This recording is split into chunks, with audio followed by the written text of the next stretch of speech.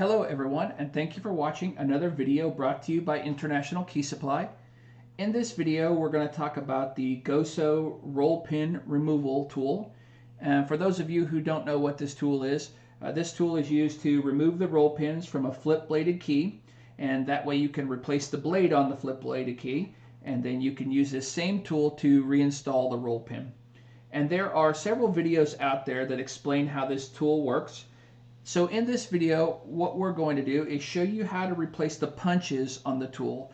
This is the actual portion of the tool that drives the roll pins out. So here's the tool itself, and when I say punch, I'm talking about those two pieces there that actually push the roll pin out of the keys.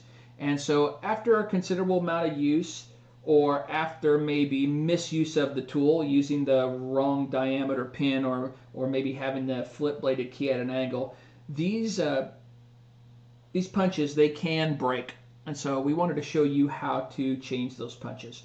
Like I said, keep in mind there are two different diameters. There is a small diameter and a large diameter. So when you get the replacement punches, make sure you get the appropriate size.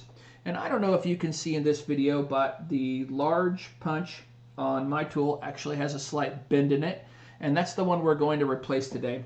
So the first thing you want to do is remove the magnets from the top and the bottom of the tool. If you don't remove those magnets, what's going to happen is the magnets are going to attract the springs and the other fasteners you take off here and just make the job a bunch more difficult. So the next step is to take these Phillips screws off of the top of the tool here.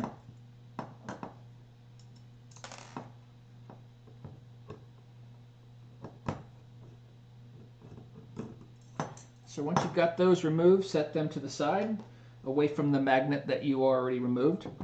The next step is to remove the two pins that those Phillips screws go into, and I use the Allen wrench that comes with the tool to change these punches. So once you've got those pins out, again, set them to the side, and you can separate the jaw from the handle of the tool at this point. So here's what you have. And we're going to be replacing this large diameter punch, so we need to remove the set screw that holds it in. I'm going to flip this over, and we're going to remove this set screw.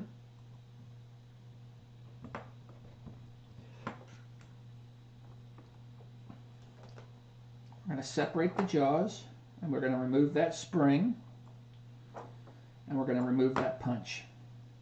So now we get our new large diameter punch, and we're going to insert it here in the jaw, and we're going to start the set screw.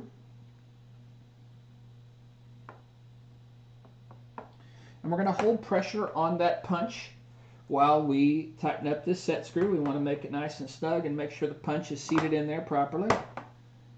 After that, we're going to put the spring back on, and then we're going to slide these two halves of the jaw back together, and we want to make sure that everything is aligned and reinstalled correctly. We want to make sure that we have good spring and that there's nothing binding. So the next step would be to reinsert the jaws to the handle of the tool.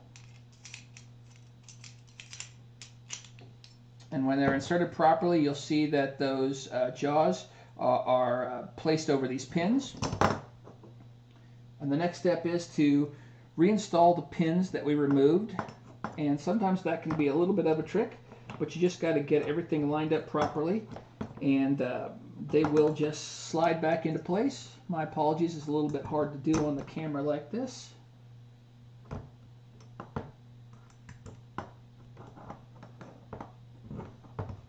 Okay, once you've got them back in, you flip the tool over, and you can reinstall these Phillips screws.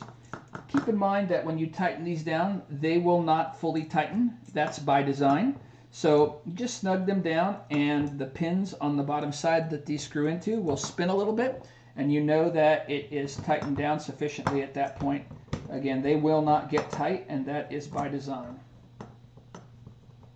All right, and then what you want to do at this point is put your magnet back on each end to catch your roll pin.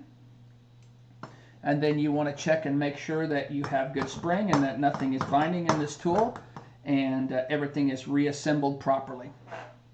So that was the procedure to replace a punch on the GOSO Roll Pin removal tool. We hope this video is helpful to you. If you guys have any questions, please let us know. We'd be happy to help. And again, thank you for watching another video brought to you by International Key Supply.